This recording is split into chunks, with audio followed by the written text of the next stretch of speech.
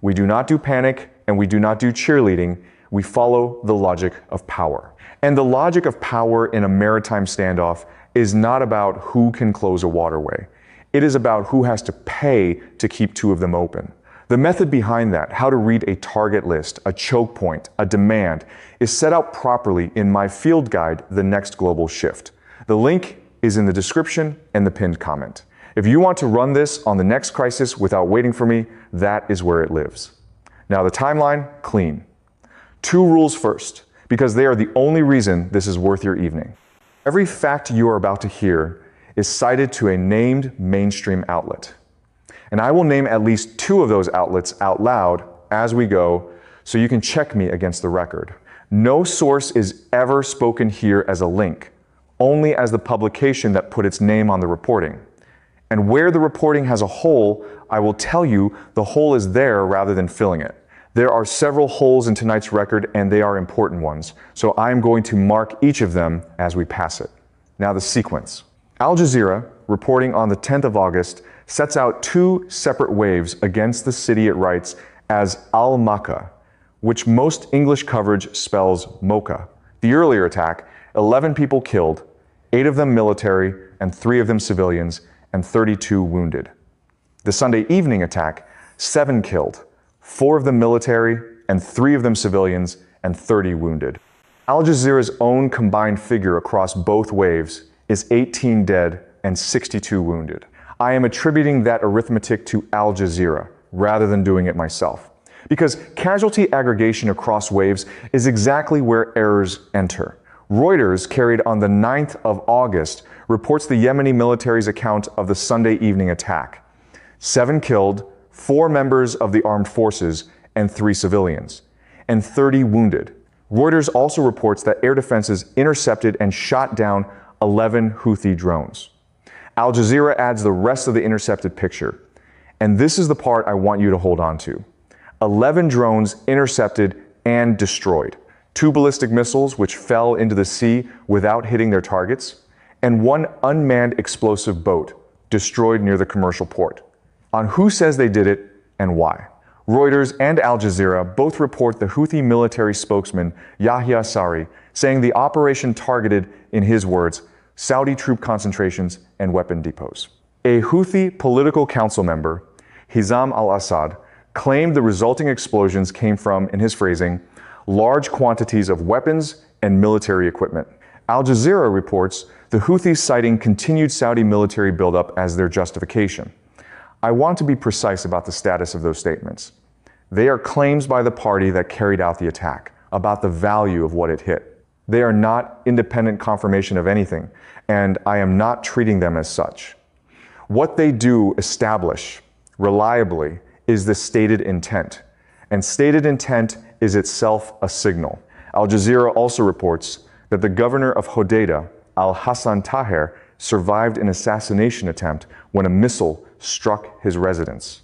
On scale and context, Reuters describes this as the latest in one of the largest waves of Houthi strikes on Yemeni military positions and Saudi-backed government-held areas since a truce in 2022.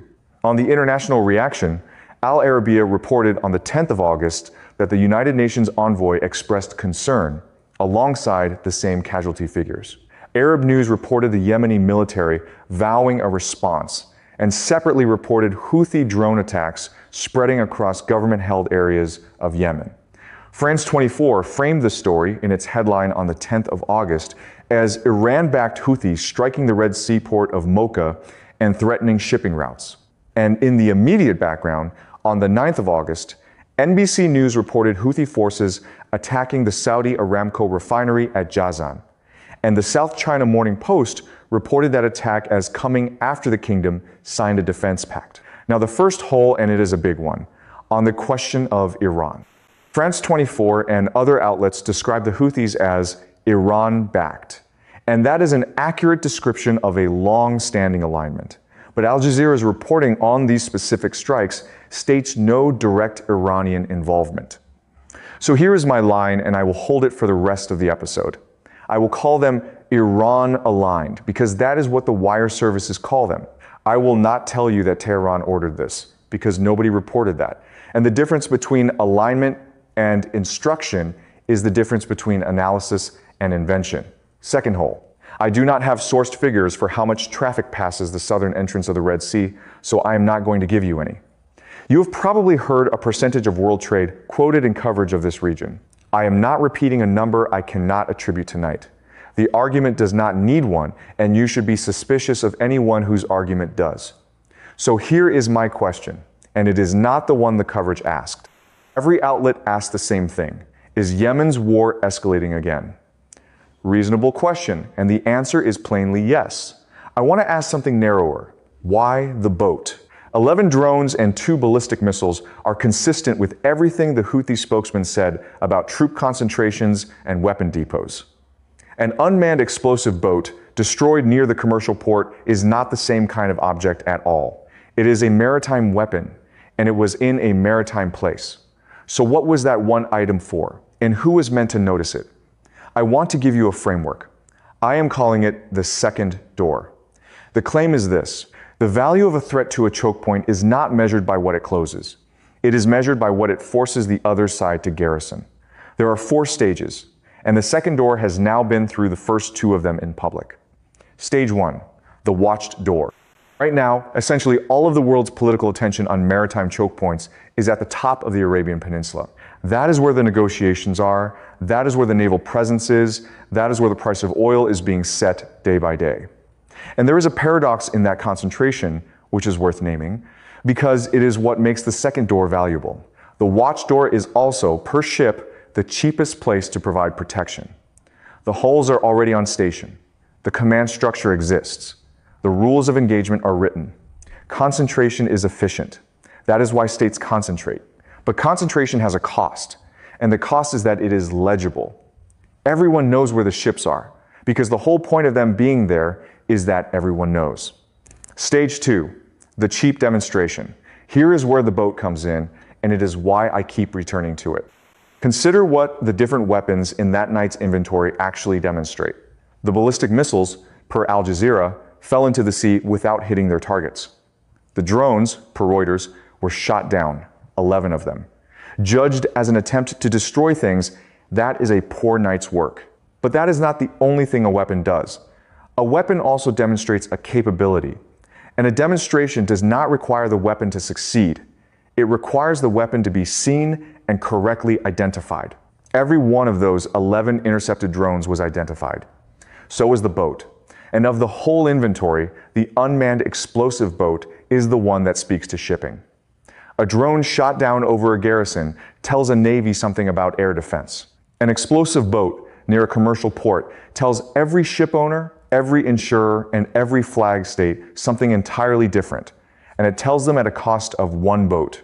This is the asymmetry at the heart of the whole framework. The demonstration is cheap. Anti-shipping capability at a choke point does not need to be exercised to be priced in. It needs to be shown once, credibly, and then it sits there. I want to be careful and say what I am not claiming. I am not claiming this boat was aimed at commercial shipping. Al Jazeera says it was destroyed near the commercial port. That is a location, not an intention. And the Houthi spokesman's stated targets were military. I am not going to convert a location into a purpose. But an analyst does not only ask what was intended.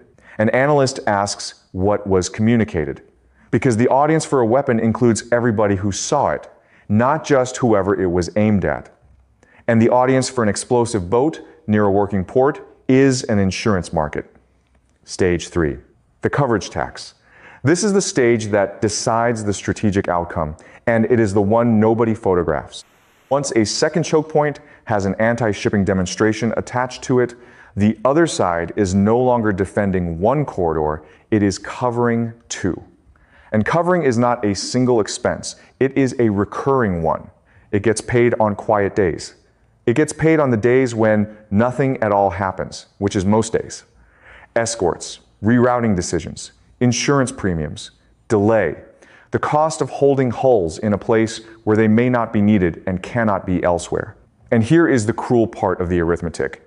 Those costs are all paid before anything happens, and they cannot be recovered afterwards if nothing does. The party that demonstrated pays once for 1 boat. The party that covers pays continuously, forever, for as long as the demonstration remains credible. Stage 4, the ratio flip. Put the two ledgers side by side and let time run. The demonstrator's cost is a one-time expenditure of cheap hardware, plus whatever it costs to periodically refresh credibility. The coverer's cost is continuous, scales with the volume of trade being protected, and rises with every additional corridor. So the longer a standoff runs, the more the arithmetic favors the side that only has to be capable over the side that has to be present. That is true independent of who is militarily stronger, and it is one of the least intuitive facts in maritime strategy. Overwhelming naval superiority does not fix it. Superiority is what makes covering expensive in the first place, because a superior force is precisely the force that gets asked to cover everything. There is a further wrinkle that makes the flip steeper than it first appears, and I think it is the part most commentary misses entirely. Coverage is not divisible in the way budgets are. You cannot cover a corridor 40%. Either merchant traffic believes it is protected there, in which case it sails and the protection has to be real, or it does not believe it, in which case the traffic reroutes and the protection is worthless. There is no useful middle setting. So a state that decides to cover a second corridor is not adding a marginal cost. It is adding a second full commitment with its own hulls, its own rotation, its own logistics tail, and its own political exposure the day something gets through. That is why the demonstrator does not need to attack again. Once the second corridor is credible, the choice facing the other side is binary and expensive on both branches. Cover it properly, or accept that the traffic through it is unprotected and let the market price that instead. Either branch is a win for whoever spent one boat. Now, the honest limits of this, and there are several, I have not established that any commercial traffic has changed its behavior. Nobody I read reported a rerouting, an insurance move, or a ship owner advisory, and I checked. If none of that follows, then stage 3 never arrives. And this was a Yemeni domestic escalation with a maritime footnote, exactly as most of the coverage treated it. I have not established a link to the negotiations at the northern Chokepoint. Nobody reported one. The two things are happening at the same time on the same body of water, and simultaneity is not connection. And I have not established Iranian direction, as I said at the outset and will keep saying. What I have is narrower, and I think it stands. A capability aimed at commercial shipping was demonstrated at low cost, at a second maritime choke point, at a moment when the defending coalition's attention and hulls are concentrated at the first one. That combination changes the cost of the standoff at the first door, whoever turns out to be paying for it and whoever ordered it. One more observation before I steelman this, because I think it is the most underrated feature of the whole situation. Look again at the Saudi dimension. NBC News reported the Jazan refinery attacked on the 9th of August. The South China Morning Post reported that attack following the kingdom's signature of a defense pact. And the Houthi justification for Mocha, per Al Jazeera, was continued Saudi military buildup. So the same actor in the same 72 hours struck a refinery on land and a port city on the coast, and framed both as answers to a Saudi buildup. Whatever else that is, it is a demonstration of reach across two very different target classes at once. And the state now weighing how much to underwrite in this theater has to price both of them. Let me address the obvious objection, because it is strong and it is probably held by most people who follow Yemen closely. The objection is this: Professor, you have taken a Yemeni civil war story and inflated it into a global maritime chess move. This was not a signal to insurers or to Washington. It was a local escalation against local enemies, exactly as the Houthi spokesman described it, aimed at troop concentrations and weapon depots, in a war that has been running for years. Reuters itself frames it as part of the largest wave of strikes on Yemeni military positions and Saudi-backed government areas since the 2022 truce. That is a domestic framing from the wire service, and it is the most parsimonious explanation.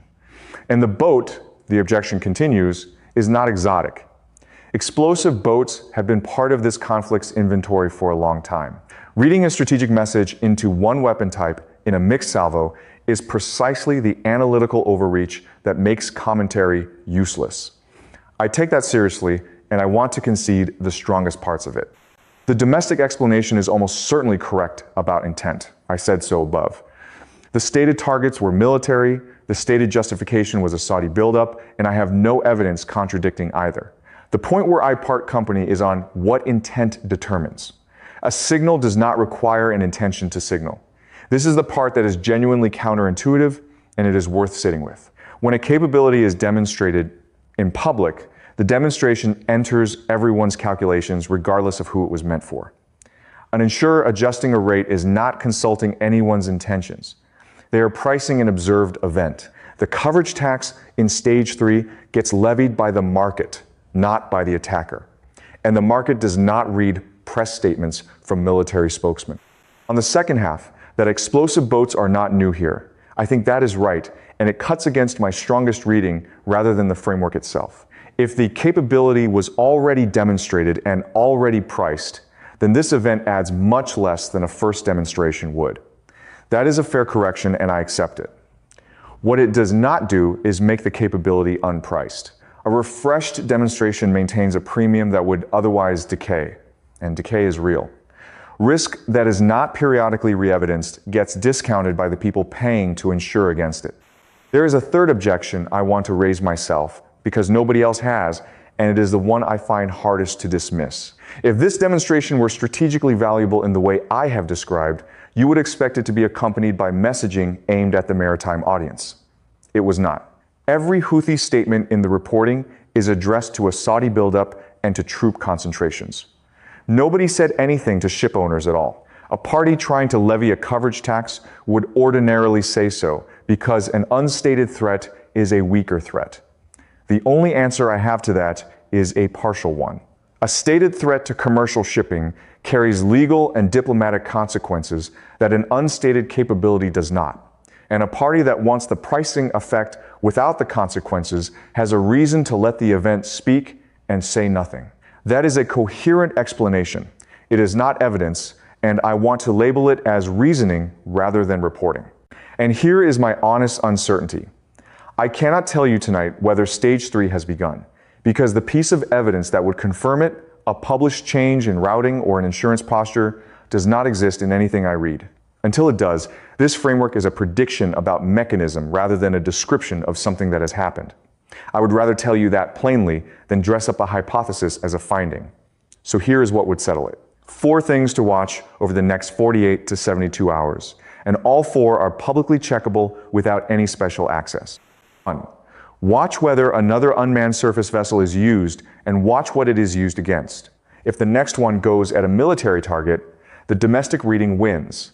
And this framework is an interesting mechanism that did not apply. If one is used against a commercial vessel or clearly against port infrastructure, the target class has changed. And target class is the whole argument. The instrument, not the casualty count, is the signal. 2.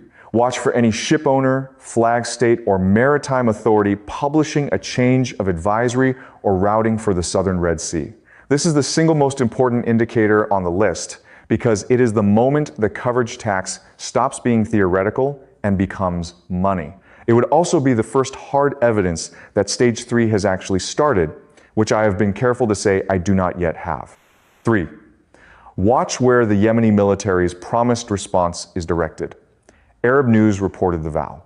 If the response goes at coastal launch sites, that is a force protecting a maritime approach.